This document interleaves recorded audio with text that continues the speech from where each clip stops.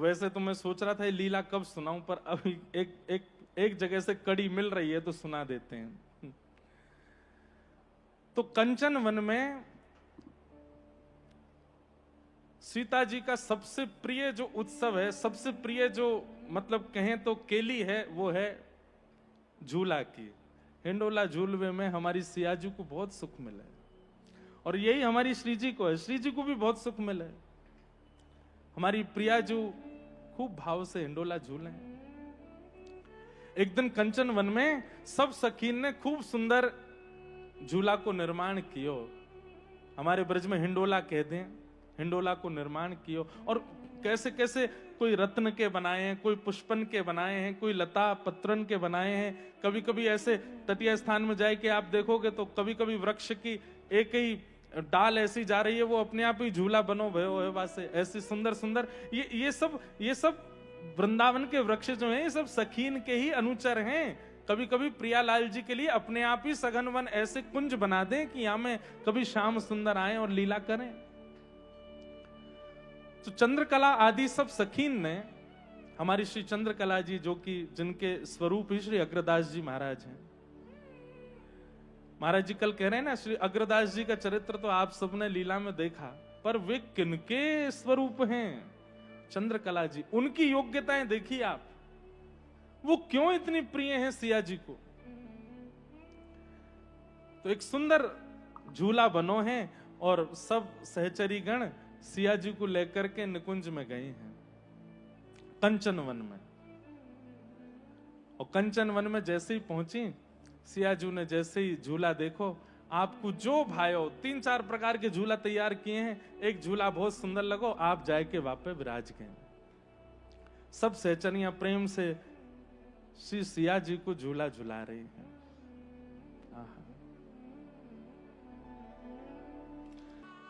श्री सिया जी हिंडोला झूल रही हैं, सब सखियां बड़े प्रेम से, बड़े भाव से, बड़े आनंद के साथ सिया जी को झूला झुला रही हैं। बड़ी मंद मंद मुस्काए करके सिया जी बड़े आनंद से झूल रही हैं। लेकिन झूलते झूलते आपके मुखमंडल पर थोड़ा संकोच प्रकट हो गया। संकोच मतलब जैसे कोई व्यक्ति प्रसन्न मुद्रा में हंसते हंसते अचानक उसकी हंसी रुक जाए, तो हम समझ जाते हैं कि इसने कुछ सोचा है, इनके मन में कुछ भाव आया है। वहीं खड़ी भई श्री चंद्रकला जी ने ये भाव देख लिया और तुरंत जाकर के सियाजू के चरणों में प्रणाम करके गई, हे सियाजू, हे प्यारी जू, कहा भयो, आप इतने संकोच में क्यों हैं? आपको सुख नहीं मिल रहा हो तो आप आज्ञा करें हम दूसरा हिंडोला बनाए। तो सिया जी बोले, नहीं सुख तो बहुत है, पर बोले पर कहा, बोले अभी अभी मेरे नेत्र बंद भये और साकेत में जो हमारो नित्य विहार होवे वाको मुकु स्मरण भयो, और वह स्मरण में मुकु याद आई कि मैं एक तरफ बैठी हूं और दूसरी तरफ प्यारे राघव जी बैठे हैं और दोनों मिलकर के हिंडोला झूल रहे हैं। और वाह भाव को चिंतन करते ही मेरे मन में संकोच आ गया कि मैं अकेली बैठी हूं। बगल में श्री राघव जी होते तो सुख मिलता। अब विचार कीजिए आप, हम अपना पक्ष लेकर के ही बोल रहे हैं इस लीला को भी कि आचार्य चरण कृपा करेंगे तो ठाकुर जी जहां कहीं भी हो सामने प्रकट होना पड़ेगा। सियाजू के मन में केवल भावना प्रकट भई है कि मैं अकेले झूल रही हूं, बगल में अगर राघव जी होते तो और सुख मिलता, और वह भाव से तनिक संकोच भयो है। चंद्रकला जी तुरंत हिंडोला रोक दियो, बोले सियाजू आप आज्ञा करो, आप आज्ञा करो, राघव जी को यहां प्रस्तुत करें। सियाजी बोले, अरे नहीं, ये साकेत तो नहीं है, ये धराधाम पे लीला चल रही है, हम लोग सब मिथिला में हैं और वे अयोध्या में हैं, और अभी तो हमारो प्रथम, एक प्रकार से कह दें तो अतिशयुक्त नहीं, ये प्रथम मिलन की लीला है, ये प्रथम मिलन की कथा है। निकुंज में प्रथम मिलन, कुंज में प्रथम मिलन तो गुरुदेव के साथ जब गए तब हुआ है, पर निकुंज में तो पहले ही मिल गए राम जी। चंद्रकला जी बोली, आप आज्ञा करो सियाजू, राघव जी को प्रस्तुत करें आपके सन्मुख। सीता जी बोली, नहीं नहीं, आप क्यों इतने, अब हम कहां मिथिला में, वो हुए अयोध्या में, और अभी हम भी छोटी सी लाली हैं, वो भी छोटे से लाला बने घूम रहे हैं। अभी तो कौशल्या मैया की गोद और श्री दशरथ जी की गोद से उतरे ना है ज्यादा, अब अकेले उनको यहां ले आओगी बहुत संकोच में आ जाएंगे। चंद्रकला जी बोली बाकी चिंता मत करो, आप तो बस आज्ञा करो, राघव जी को प्रस्तुत करें यहां पे। तो सीता जी बस सोच रही हैं, मना तो कर रही हैं पर मन ही मन कह रही हैं आ जाएं तो याते बड़ा सुख कहा है। चंद्रकला जी बोली आप आज्ञा करो, बोले तो फिर देख लो अगर बन सके योजना तो, लेकिन थोड़ी देर के लिए बुलवाए लो, ने हिंडोरो झूल लेंगे। इतने में ही चंद्रकला जी ने नेत्रबंद किए। अब ये लीला सुनकर के पढ़ के महाराज जी हमको लगे कि हमारी ब्रज की सखियां तो बड़ी भोरी हैं, पर श्री सियाजू की सखियां तो अति प्रवीण हैं। वो तो भैया ललिता विशाखा हमारे लाला को अपहरण ना कर सकें ये तो चंद्रकला चारुशिला जी की योग्यता है कि राघव जी को अपहरण कर ला मैं और कैसे। चंद्रकला जी ने तुरंत अपने नेत्रबंद किए और नेत्रबंद करके कलाएं हैं ना, सिया जी ने अपनी कलाएं प्रदान की, इसीलिए राम जी ने अपने नाम को चंद्र प्रदान, इसीलिए तो उनका नाम चंद्रकला है। वो सिया जी कौन है? साक्षात महारानी है। नेत्र बंद करके समस्त शक्तियों को अपने सामने तुरंत तत्क्षण प्रकट होने के लिए आज्ञा की। उसी समय जितनी शक्तियां होती हैं सब सामने हाथ जोड़ करके प्रकट हो गई। बोले हे चंद्रकला महारानी जी, हे सर्वेश्वरी जी, आज्ञा करें, हम क्या सेवा कर सकती हैं। बोले पहले तो हमको यह बताइए कि इस वक्त अयोध्या में श्री राघव जी कहां हैं। तो एक मोहिनी विद्या आदि सब विद्याएं शक्तियां सब प्रकट हो गई। तो एक विद्या ने तुरंत एक, जैसे मानो अब उस समय में तो क्या कहेंगे, आज की भाषा में कहें तो एक जैसे मानो एक स्क्रीन जैसी प्रकट कर दी और उसमें दिखाया कि राघव जी अपने सब बाल सखाओं के साथ में क्रीड़ा कर रहे हैं, खेल रहे हैं, छोटे से राघव जी। एक शक्ति से पूछा आगे क्या करने वाले हैं। बोले अब बस थोड़ी देर में अयोध्या में एक परम सुंदर प्रमोद वन है, वहां राघव जी नित्य शाम को जाते हैं, ये प्रमोद वन जाने वाले हैं। बोले ऐसी स्थिति बताओ जब इनके साथ में ये सब ना होते हो सखा इनके। बोले कि वो प्रमोद वन में अकेले ही जाते हैं। बोले बस ठीक है। जैसे ही प्रमोद वन पहुंचे, प्रमोद वन सहित राघव जी को यहां लेकर के आओ, कंचन वन में प्रकट करो, मिथिला में प्रकट करो। यहां ऐसी लीला पढ़ी कि श्री राघव जी अपने सब बाल सखान के साथ खेल रहे हैं और खेलते खेलते उनको अपने स्वप्न की स्मृति भई। आज सुबह सुबह श्री राघव जी ने एक स्वप्न देखो है और वह स्वप्न में कहा देखो कि श्री राघव जी अपने भवन से निकस करके जब गए तब एक परम प्रवीण विप्र उनको मिले और वे विप्र राघव जी से कहें कि आप चक्रवर्ती सम्राट जी के लालन श्री राघव जी हैं ना। तो राम जी कह रहे हैं हाँ, ये स्वप्न है राम जी का। राम जी कह रहे हैं हाँ, हम उन्हीं के लाला हैं।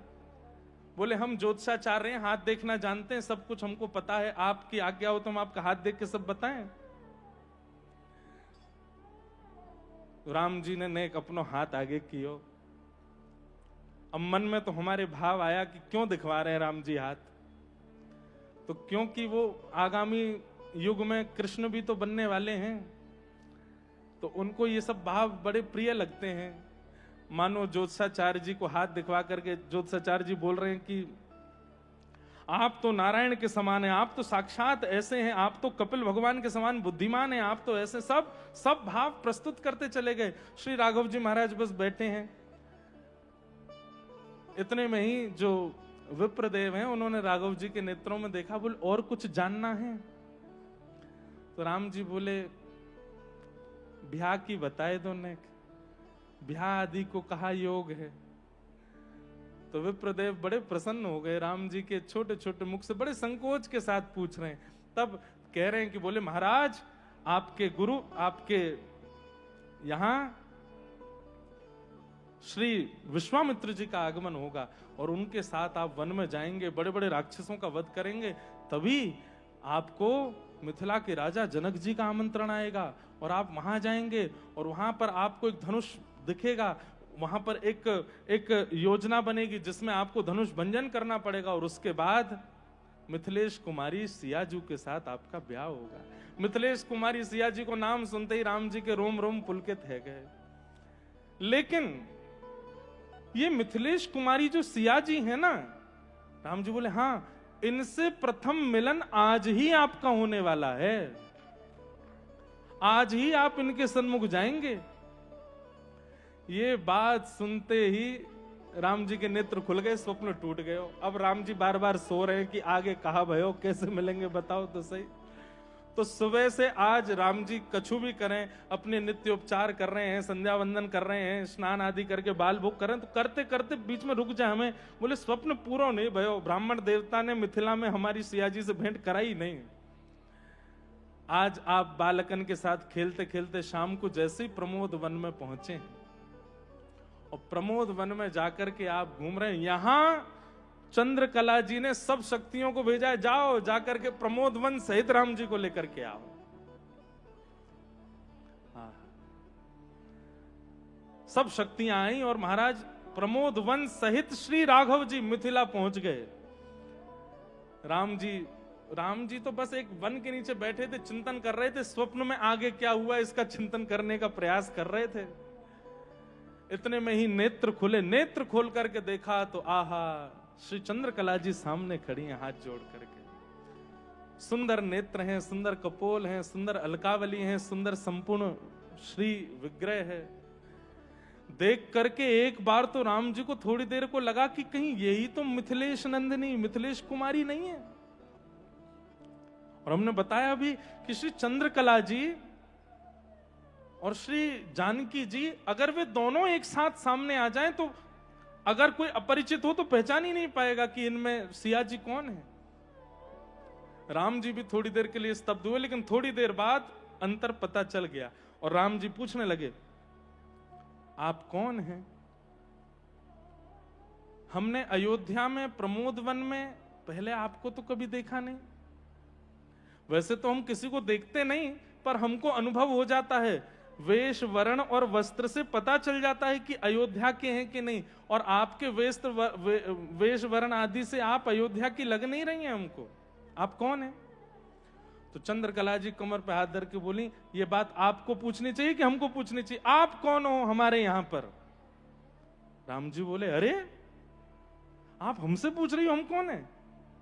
अरे चक्रवर्ती सम्राट श्री दशरथ जी महाराज के बड़े पुत्र राम हैं हम, और ये हमारा नगर है और ये प्रमोदवन हमारा है। सब बगीचे के बाहर सबको पता है कि जब हम भीतर भ्रमण के लिए आते हैं तब कोई नहीं आता, आप कैसे आ गई भीतर?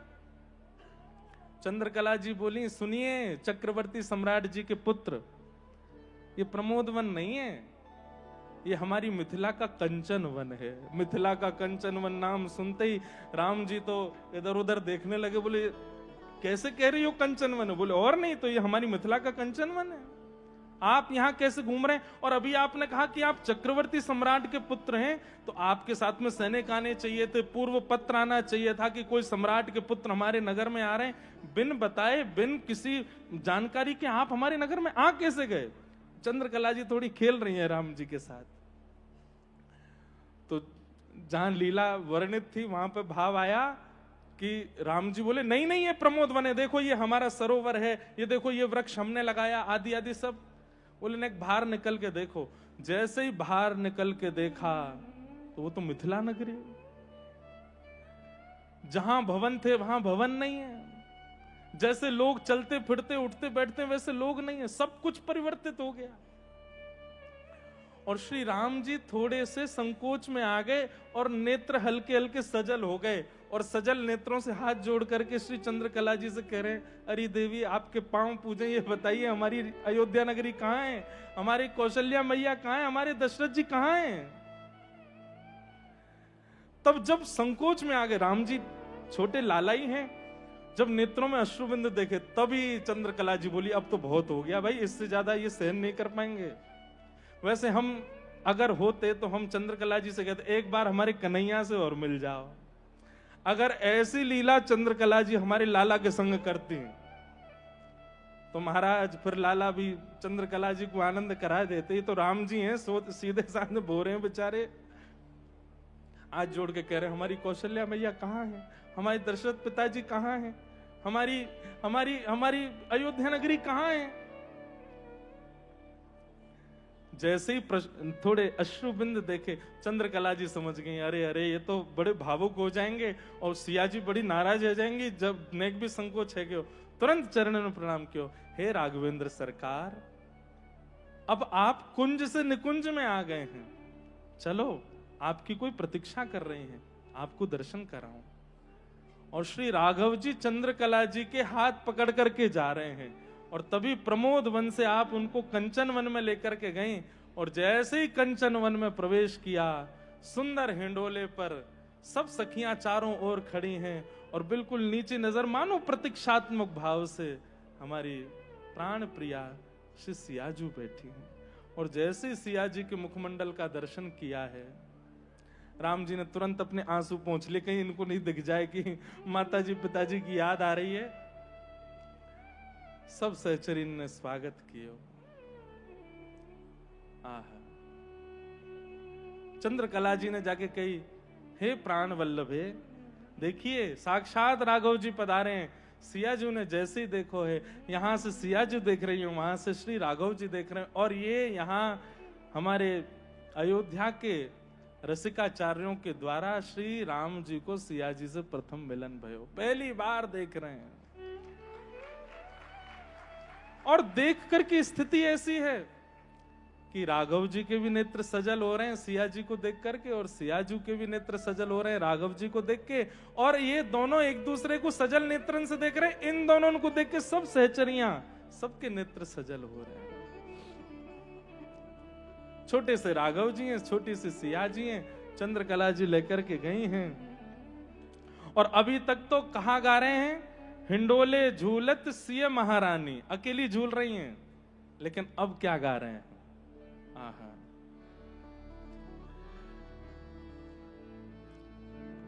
कोई राग बदलो न। गुरु विश्वामित्र जी के साथ मुकु आनो ही है, लेकिन अभी मुकु आज्ञा प्रदान करो। तो सीता जी कहती हैं, आप अगर इस प्रकार यहां से जाएंगे तो ये जितनी सहचरियां हैं आपके वियोग में प्राण त्याग देंगी, ऐसे कैसे जा सकते हैं आप यहां से। तब राघव जी बोले, आपके पास में साक्षात सर्वेश्वरी बैठी हैं, इनको नेक हमारे पास बुलाओ। चंद्रकला जी आई, हे सर्वेश्वरी जी, जब आप जगन नियंता जगदाधार साक्षात चक्रवर्ती सम्राट के पुत्र को प्रमोदवन सहित यहां ला सकती हो, तो एक लीला और कर दीजिए। बोले क्या लीला करनी है। बोले लीला ऐसी कर दीजिए कि ये जो कुछ भी अभी लीला घटी है, सब सहचरियों को स्वप्नवत लगे, और थोड़ी देर में ऐसा लगे कि मानो इनके नेत्र खुले हैं, और ये जो भी कुछ देखा था, हिंडोला का उत्सव आदि, ये सब स्वप्न था।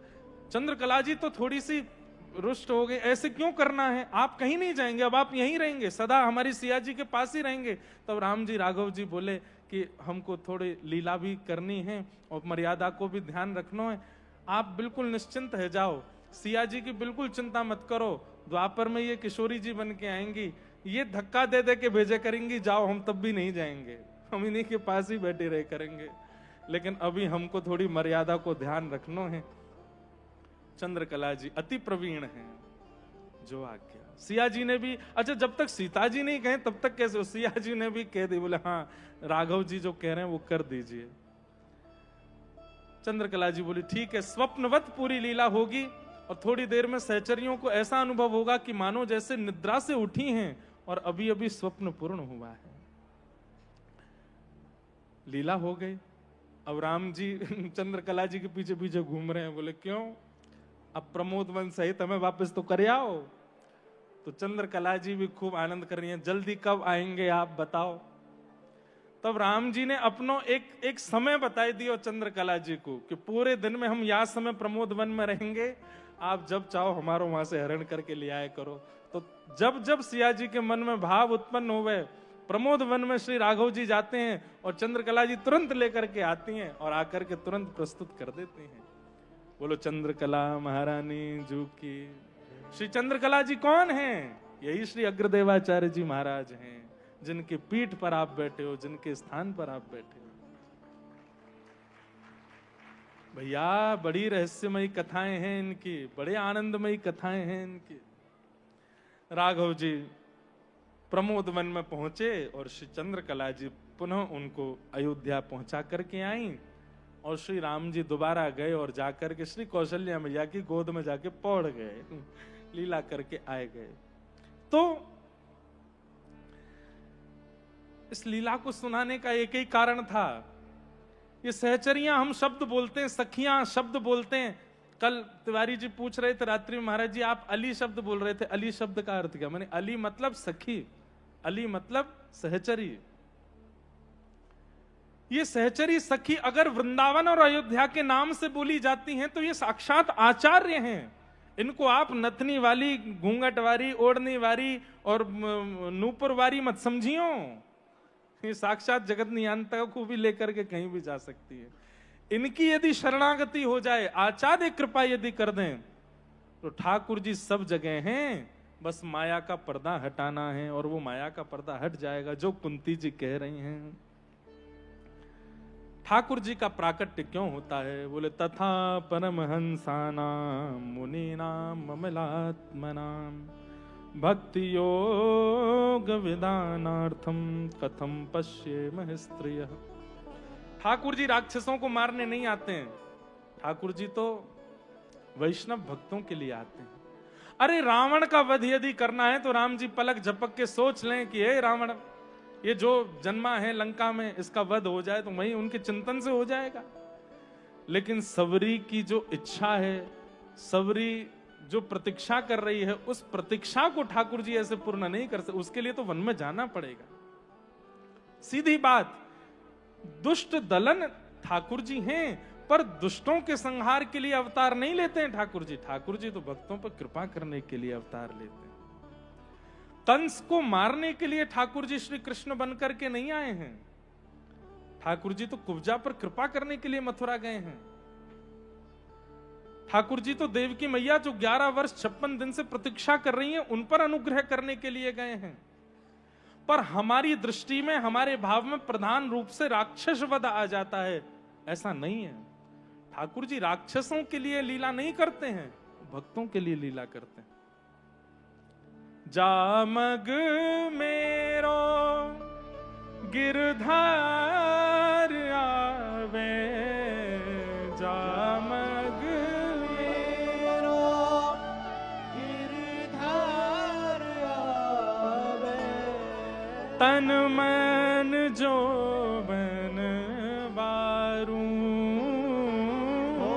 तन मन जो बन वारू, मेरे पलकन सोमग झारू, मेरे पलकन सोमग झारू। प्रभु श्री राम वन में सबरी के लिए गए हैं, जो नित्य प्रतीक्षा कर रही है कि राम जी आएंगे। ये पूरी लीला भक्तों के लिए करते हैं ठाकुर जी। तथा परमहंसानाम मुनीनाम ममलात्मनाम भक्ति योग विधानार्थम कथम पश्येमः स्त्रियः। कुंती भगवान की स्तुति गा रही हैं, और स्तुति गाते गाते कुंती जी अपनी स्तुति में ठाकुर जी से कहती हैं कि विपदः सन्तु न शश्वत तत्र तत्र जगद गुरो भवतो दर्शनम यत् स्यात् पुनः भव दर्शनम। इससे पहले एक बात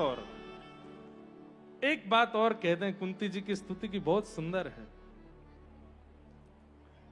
कुंती जी कहती हैं, यथा ऋषिकेश खलेन देवकी कंसेन रुद्धार्थ चिरम सुचार्पितम विमोचिताहम चसहात्म जा विभो त्वयैव नाथेन मुहुर विपदगणात्। एक प्रकार से कुंती जी यहां पे कह रही हैं कि आप अपनी मैया से ज्यादा प्रेम हमसे करते हो। ठाकुर जी बोले क्यों? बोले कंस ने आपसे पूर्व जन्मे 6 बालकों का वध किया, पर आपने उनकी वैसे रक्षा नहीं की जैसे मेरे 5 बालकों की आपने छाया बन के रक्षा की है। इससे यह प्रमाणित होता है कि आप मुझसे ज्यादा प्रेम करते हैं। लेकिन नाथ मैं भी एक शब्द कह दूं, बोले क्या? त्वयैव नाथेन मुहुर विपद गणात्, त्वयैव नाथेन।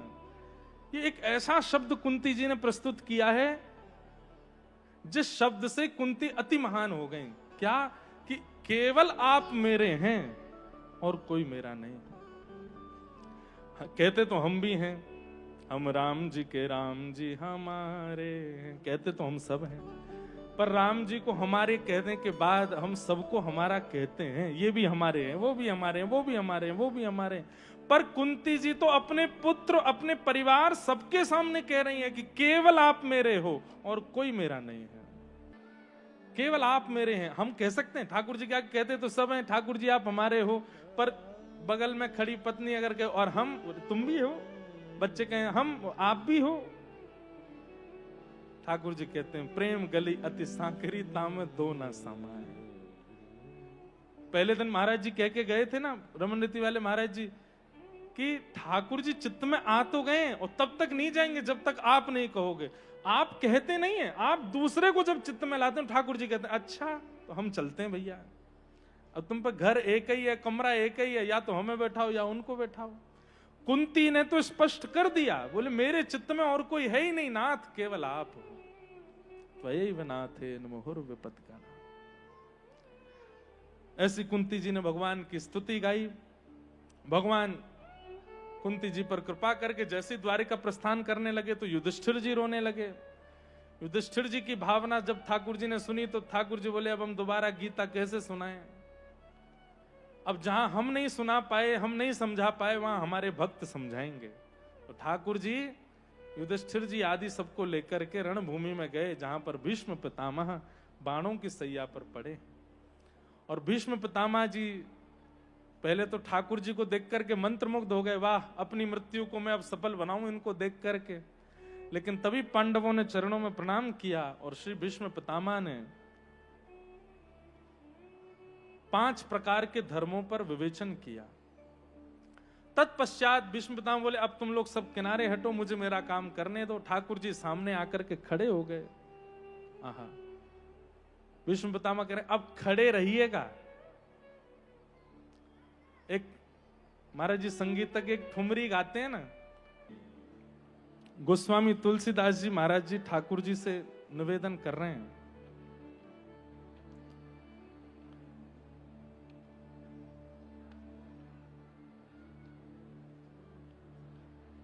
अब हम तो उसको पहले से करके नहीं लाए, नहीं तो अभी गा देते। उसमें भाव ऐसा महाराज जी कि हे राघव जी, आप हमको प्रथम पंक्ति भी स्मरण में नहीं आ रही कि आपने हम पे बहुत कृपा की, पर एक कृपा और कर दीजिए। हाँ हरि तुम बहुत अनुग्रह कीनो। बहुत सुंदर पंक्ति, कल ढूंढ के लाएंगे, सुनाएंगे आपको। वहां पर गोस्वामी जी बहुत सुंदर भाव प्रस्तुत करते हैं कि नाथ आपने बहुत अनुग्रह किया है हमारे ऊपर, लेकिन एक अनुग्रह और कर दीजिए। ऐसे ही आप सब भी ठाकुर जी से नित्य प्रार्थना करो, नाथ आपने बड़ी कृपा करी, बस एक कृपा और कीजिए। क्या? आप भगवान हैं, भूतानाम अगति गति, आपको पता है